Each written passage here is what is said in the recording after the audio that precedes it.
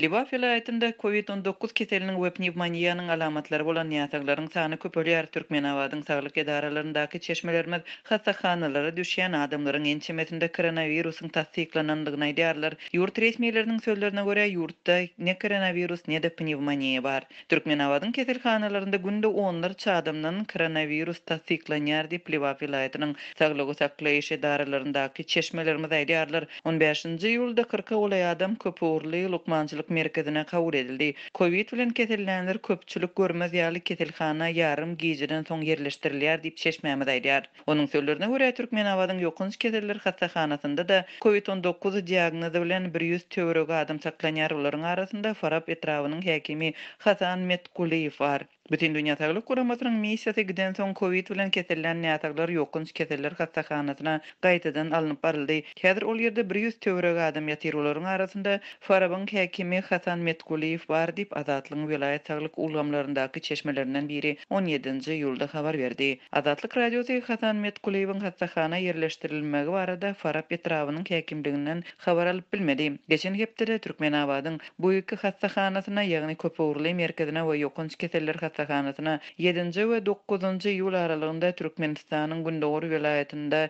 saparda bolan COVID-19 boýunça bütün dünýä saglyk guramasynyň wekilleri barıp gördüler. Emma Türkmenistandaky habarçylarymyzyň hem çeşmelerimizin sözlerine görä koronavirusla näsaglar daşar ýurtly bilermenlere görkezilmändir. Olara görkezmek üçin hastahanalaryň diňe käbir bölümleri öňünden taýýarlanyp bu ýerdäki koronavirusly hastalar başga ýere göçürilipdir. Türkmenabadyň saglyk edaralaryna daşar ýurtly wekilleriň gelmegine görülen taýýarlyga Türkmenistanyň Daşary işler ministri Reşit Miredow 3-nji ýylda hut özi barıp barlady. Bütün dünýä saglyk guramasynyň Türkmenistana sapar eden toporunyň ýolbaşçysy Catherine Smallwood özleriniň taraplar arasynda öňünden ulalyşylan ýerlere barıp görenligini 15-nji ýylda Aşgabatda geçirilen medeniýet ýygnagynda aýtdy. Şuň Azatlygyň Libapdaky habarçylary vilayetiň Darganata we Gazojak etraplarynda agyr ýagdaýyň ýüze çykanlygyny habar berýärler.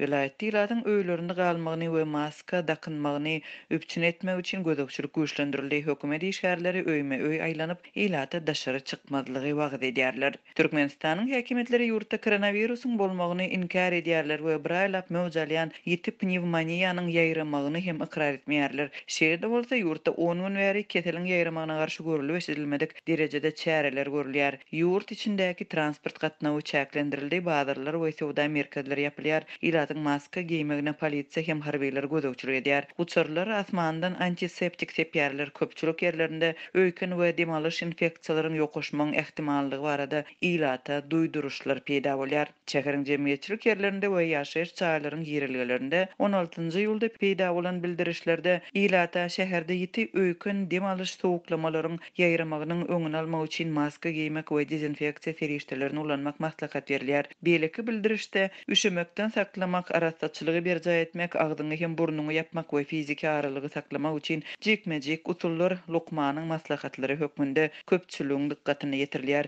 Emma çap görnüşli bu bildirişlerde COVID-19 agzalmaýar. Bellemeleri Türkmen hökümetiniň koronavirus kontekstinde alyp barýan işleri barada jemgyýetçiligi habarly etmek meselesi bütün dünýä saglyk guramasynyň missiýasynyň öz saparynyň netijesinde eden teklipleriniň biri boldy. Bu arada Türkmenistana sapar eden missiýanyň başlygy Catherine Smallwood 15-nji ýylda medeniýet konferensiýasynda aýtdy. 16-njy ýylda Türkmenistanyň ýarym resmi media serişdeleri ýurduň zähmet ministrliginiň ýeti respirator keselleri sede bar bolýan işgärleriň diň jalysy iýerilmegini maslahat berenligini habar berdi. Häzirki wagtda şeýle işgärleri kanuny we olaryň isleglerini laýyklykda zähmet düzgünlerinde we kanunda göz öňünde tutulan beýleki diň jalys görnüşlerini iýermek mümkinçiligi barada gurrun gidýär diýip hususan da Orient Neşri 17-nji ýylda habar berdi. Bu döwürde bütün dünýä saglyk guramasynyň Türkmenistanyň pandemiýaga garşy uğraşmagy we COVID-19 hadisalaryna tiz jogap bermäge taýýarlygyny goldamak üçin iýberen ynsanperwer kömegi ýurda gelip gowuşdy. Getirilen serişdeleriň sany we bütün dünýä saglyk guramasy bilen bilelikde Türkmenistanyň saglygy saklaýyş ministrligi tarapyndan düzülipdir. Oňa 320 000 medisina maskasy, 18 000den gowrak goraw üçin medisina äýnegi we 12 000 sany geyim ýerýär kömegiň umumy bahasy takminan 430 000 Amerikan dollaryna barabar. Hoply ýokmuşluklardan goramak zerurlygy ýüze çykan halatynda olaryň hemmesi türkmen lokmanlaryny berler diýilip, türkmen media serişdeleriniň maglumatlarynda aýdylýar.